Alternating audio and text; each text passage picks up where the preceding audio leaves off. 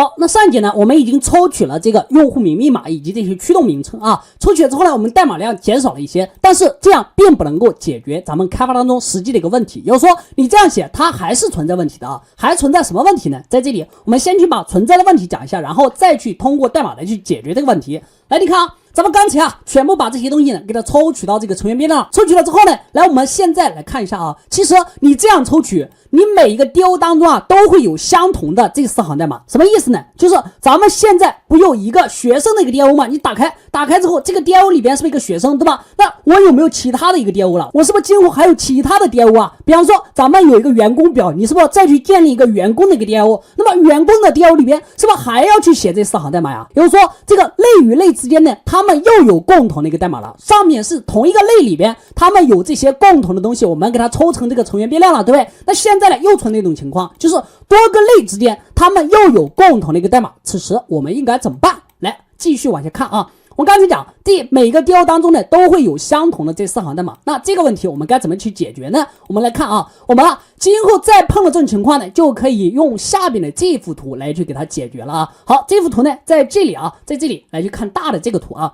那你看啊，假设咱们今后啊又有一个 DO， 那么这个 DO 呢，它是不是也要去写相同的这4行代码呀？注意它们是不同的类啊，你这是一个学生的一个 DO， 那这是一个员工的一个 DO， 类与类之间是不是有相同的代码了，对吧？那今后碰到这种情况，你就可以想象一下，给它抽象出一层啊，明白吗？给相同的一个代码，类与类之间相同的代码呢，我给它单独的给它抽到一个新的类里边，抽到了一个工具类里边，你今后再使用的时候呢，就直接使用我工具类里边给你提供的这些东西。你看你这个当中抽过之后使用到是不是就是 JDBC 然后一个 driver name 呀，你这个里边使用的是不是也是我里边这个内容啊？那你看我还需要在这个当中每一个都定义一次嘛？你看底下是不是就没了？这就是它抽取的一个好处啊。今后再碰到这种情况的时候，要知道这样抽取怎么抽取，是不是相同类啊？把我下面讲的这句话给它记下来啊，就是不同类之间，你看你们两个是不是不同的一个类啊？它们之间有相同的代码呢，我们就把相同的代码给它抽到一个类里边去，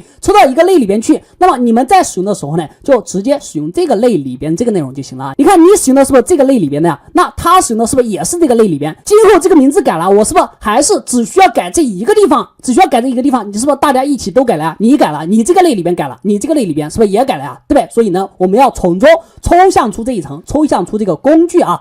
JDBC 有 T 这一层啊。好，我们接下来呢把这个操作给它写一下，直接是来到我们工程里边找到我们的一个工程，找到工程之后，我们刚才讲啊，这个东西我们要去给它抽出来吧，对不对？就不能写到这里边了，我们干嘛呢？就写一个工具类，就直接是在这里边啊再重新创建一个包，在这里边呢重新 new 一个 package， 这个 package 名称呢还是咱们 com 点一个 IT666， 然后一个 JDBC， 然后 JDBC 完事儿之后呢，里边写一个有 T， 有 T 呢就是代表一个工具的意思啊，有 T， 你也可以叫它一个油条啊，都是这个意思，代表工具类。今后你凡是创建的工具类呢，都放到这里边来，我们创建一个 class， 一个普通的一个 class 就行了啊，给它起个名字，叫一个 JDBC， 一个有 T 啊，写一个有 T， 写成这个名字啊。好，写好之后呢，我们就直接是在这个类里边呢，把刚才这些代码，就是这个用户名密码呀，给它放到哪里呢？来去给它放到咱们的这个类里边就直接把它 copy 一份之后呢，来扔到这里边去。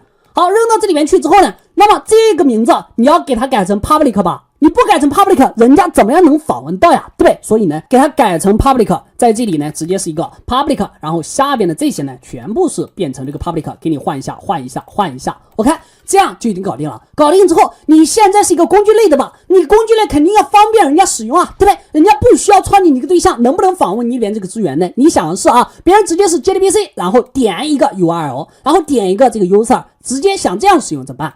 我是不是就可以也去把你这个资源给你设置成静态的，别人是不是可以通过类名直接调用下，对不对？ OK， 就直接是在这里边呢给你全部设置成静态的一个操作。那这个地方呢也是全部设置成静态的。设置静态完毕之后呢，你看咱们这个 DO 里边这个 DO 当中呢，这个代码我又给你干掉了。注意看这个代码我又给你干掉了。干掉之后，里边的这些操作我怎么写？直接是把它打开之后，注意看这里边这个地方换成谁是不是换成这个 JDBC 有 TO 换成它呀？对，是不是就是它里边的呀？然后把这个包给我导进来 ，Ctrl+Shift 加 O 把它导进来好，导进来之后，那你这里边的这些东西 this 是不是全是换成它呀？对不对？你看是不是全是给它换一下，对吧？好，那换一下之后呢，这个东西又要去做一个拷贝了，就是咱们要去对这个代码再去做一个更改。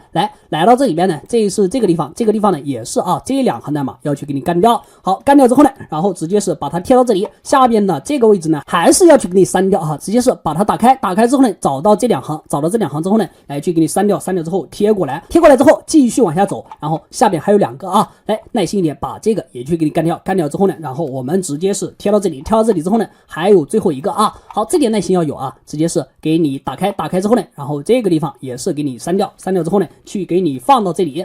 好，那你看咱们现在的这种方式啊，是不是已经好了，对吧？好了之后 Ctrl 是不是加 F？ 好 ，F 之后，现在你看咱们这个代码是不是又变少了一点啊？你看我刚才声明在这里边的这个用户名密码是不是就不用了呀？对不对？你今后再有新的啊，注意听，你今后再有新的 DIO， 你不是这个学生表了，你是这个雇员表，那么你里边使用的是不是还是 JDBC 里边这个内容啊？对吧？注意听，所有的 DIO 你数据库密码改了，你是不是只需要改这里边这个地方就行了呀？你这个员工的 DIO 改了，你可以使用这个；你这个学生 DIO 改了，你也可以使用这个，就是咱们的这幅图嘛。你看，你这个地方使用的是不是他的？那你使用的是不是也是他的？你大家共享的东西，类与类之间共享的东西，我是不是单独的去抽到这一个类里边了？对不对？我看这就是这一节啊，咱们抽取了这个 JDBC 有 TO， 知道为什么要去抽取啊？再去跟你强调一下，类与类之间它们有相同的这个代码，你就可以把它们抽象到一个新类里边，然后使用新类里边定义的这个东西就行啊。下面使用它，这里边呢是不是也使用它？今后变化的时候，相同的东西变化的时候，我是不是只需要改这里边这个内容就行了，其他的都不需要动？我看这就是一个扩展性啊，又去给它讲了一下。好，这一节呢我们就看到这里，下一节我们继续看还存在哪些问题啊？